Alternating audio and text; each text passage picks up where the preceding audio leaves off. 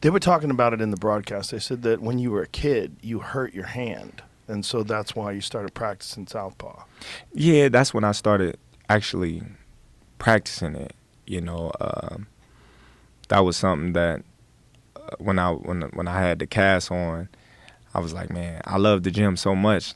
I'm like, man, I'm not leaving the gym. Like, I'm going practice with this left, and that's when I got the left stronger. Because at first, when I go southpaw, it was only, my right.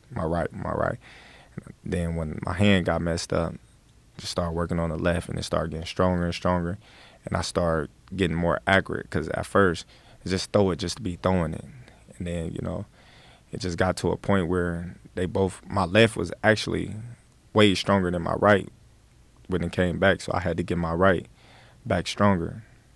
That's great. It's crazy that you have that option, because that's such an amazing advantage to be able to fight just as comfortably from orthodox as southpaw. Oh yeah, definitely.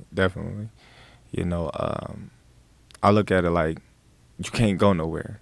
Right. Like you trapped. Like Yeah. you move to your left, I can go southpaw and cut you off. You move to your right, I can go orthodox and cut you off. So, and then it is great that I can pack a punch in both hands as well, because a lot of people, when they switch, they give up something. Mm-hmm. I think when I switch, I gain something in both stands that I probably don't have in the other stands. So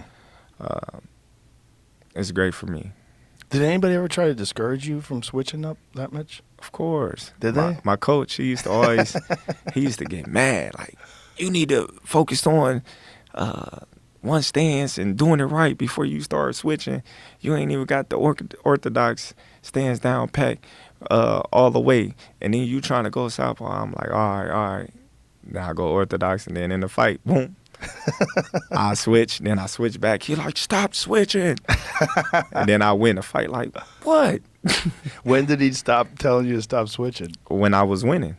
And he was like, all right, since I can't stop you from switching, we just gonna train that way. So yeah, if you do 4 rounds, you're gonna do 2 rounds southpaw, you're gonna do 2 rounds orthodox. That's just how we started training. Well, it's amazing how it turned out. And for Spence, who always fights southpaw, like to see you as a southpaw too, like probably created a little bit of an adjustment for him. Yeah, especially given that he wasn't fighting too many southpaws in his whole career. Right. That much. So. It seemed like after you dropped him in the second, right somewhere in like the middle of the third, you started to turn the heat up. Then you started closing the distance, and you were like smothering him. Like somewhere in the third, it seemed like you picked up the intensity. Is that when you felt like you started to get to him? Yeah. I felt like I was in control the whole fight. The first round, neither one of us really did anything. We was kind of just filling each other out. The second round, he kind of started picking it up a little bit, and I caught him with them 2 shots. I feel like that's what led me to get more control, because I felt as if I caught him off guard. He wasn't expecting me to punch as hard as I did. So I could see on his face he was kind of like, whoa, and then the rest, I was in control. Yeah, you were